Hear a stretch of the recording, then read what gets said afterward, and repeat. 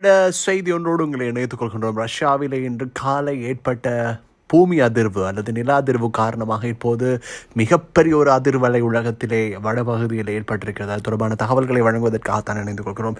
அதன் அடிப்படையில் இன்று காலை ரஷ்யாவிலே முதலாவது நிலநடுக்கம் பதிவாகி இருந்தது. 8.0 மேக்னிடியூட் அலகிலே ரிக்டர் அல்ல மேக்னிடியூட். அதனைத் தொடர்ந்து 8.7 அது பதிவாகி இருந்தது. பிறகு இறுதியாக அது 8.8 என அறியப்பட்டது. அதன் அடிப்படையிலே உங்களுக்கு முதலிலே நாங்கள் தெரிவித்துக் கொள்ள வேண்டும், 8 அதாவது 7க்கு மேல் ரிக்டர் அளவிலே பூமி அதிர்வு அல்லது நில அதிர்வு பதிவாகின்ற போதுதான் அது சுனாமி அலைகளை தோற்றுவிக்கும். அதன் அடிப்படையில் இந்த நில அதிர்வு பூமிக்கு கீழே 19.7 கிலோமீட்டர் ஆழத்தில் இடம்பெற்றிருக்கிறது. எனவே இது மிகப்பெரிய ஒரு சுனாமி அலையை ஏற்படுத்த வல்லது என்று கண்டறியப்பட்டது. அதனைத் தொடர்ந்து ரஷ்யாவுக்கு சுனாமி எச்சரிக்கை விடுக்கப்பட்டது. அதனைத் தொடர்ந்து ஜப்பானுக்கு சுனாமி எச்சரிக்கை விடுக்கப்பட்டது. அதனைத் தொடர்ந்து அமெரிக்காவினுடைய ஹவாய் மற்றும் அலாஸ்கா உள்ளிட்ட இன்னும் சில பகுதிகளுக்கு, முக்கியமான பகுதிகளுக்கு சுனாமி எச்சரிக்கை விடுக்கப்பட்டது. முதற்கட்டமாக ரஷ்யாவினுடைய நில அதிர்வு ஏற்பட்டதனைத் தொடர்ந்து அதனைத் தொடர்ந்து ஏற்படுகின்ற சில நில அதிர்வுகளும் பதிவாகியிருந்தன. அதனைத் தொடர்ந்து 4 மீட்டர் உயரத்திற்கு சுனாமி அலைகள் தற்போது ரஷ்யாவினுடைய சில பகுதிகளை நோக்கி வருகை தந்திருப்பதாக சர்வதேச செய்திகள் தெரிவிக்கின்றன. அது மென்மேலும் அதிகரிக்குமா இல்லையா என்பது தொடர்பில் தகவல்கள் இல்லை. ஏனென்றால் சில இடங்களில் 3 தடவைகள் உள்வந்திருப்பதாக தெரிவிக்கப்படுகிறது. இதன் காரணமாக கரையோர பிரதேசங்களில் இருக்கக்கூடிய மக்கள் பாதுகாப்பான இடங்களை நோக்கி அனுப்பி வைக்கப்பட்டிருப்பதாக தெரிவிக்கப்படுகிறது. இதேவேளை ஜப்பானை எடுத்துக்கொண்டோம் என்றால் ஜப்பானினுடைய சில பகுதிகளுக்கு குறிப்பிட்டு சொல்லக்கூடிய சில பிரதேசங்கள் இருக்கின்றன. அவைகளுக்கு சுமார் 30 சென்டிமீட்டர் அளவில் மாத்திரம் ஆரம்ப நிலை சுனாமி அலைகள் உள்வாங்கப்பட்டிருப்பதாக தெரிவிக்கப்படுகிறது.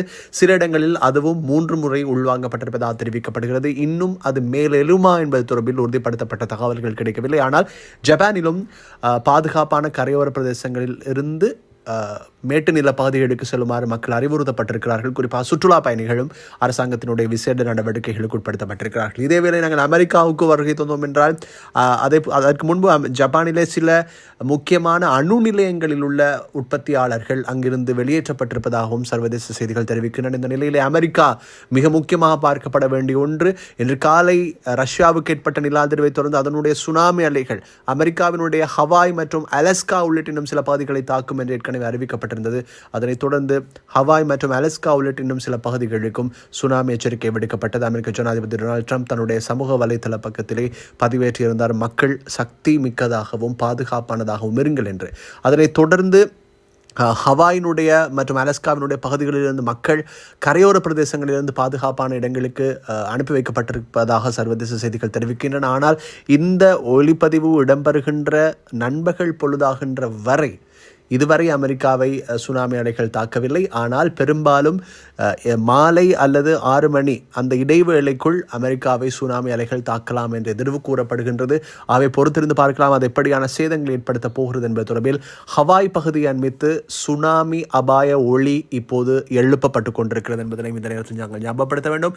இந்த சுனாமி எச்சரிக்கை காரணமாக இலங்கை அல்லது தென்னாசிய நாடுகளுக்கு எவ்வித பாதிப்புகளும் இல்லை. அவர்களுக்கு சுனாமி எச்சரிக்கைகள் விடுக்கப்படவில்லை என்பதை நாங்கள் இந்த நேரத்தில் ஞாபகப்படுத்த வேண்டும். அதே நேரம் 16 நாடுகளுக்கு சுனாமி எச்சரிக்கை விடுக்கப்பட்டிருக்கிறது என்பதனை அன்போடு நாங்கள் ஞாபகப்படுத்த வேண்டும் இந்த நேரத்தில். எனவே அமெரிக்கா, ரஷ்யா, ஜப்பான் நேரடி தாக்குதல்களுக்கு அதாவது உட்படுத்தப்பட போகிறது, அதாவது தாக்கங்களுக்கு உட்படுத்தப்பட போகிறது அல்லது தாக்கங்களுக்கு உட்படுத்தப்பட போகின்ற நிலைமை இருக்கிறது என்பதுதான் உறுதி.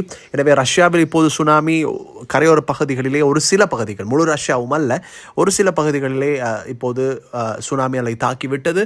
அடுத்து ஜப்பானையும் மெதுவாக அது இப்போது நகர்ந்து கொண்டு சென்று கொண்டிருக்கிறது. அடுத்து அமெரிக்காவை தான் அந்த அலைகள் தாக்கும் என்று எதிர்பார்க்கப்படுகிறது. இது தொடர்பான தகவல்களோடு தொடர்ந்து இணைந்து கொள்வோம். தொடர்ந்து இணைந்திருங்கள் அன்பான நேயர்களே.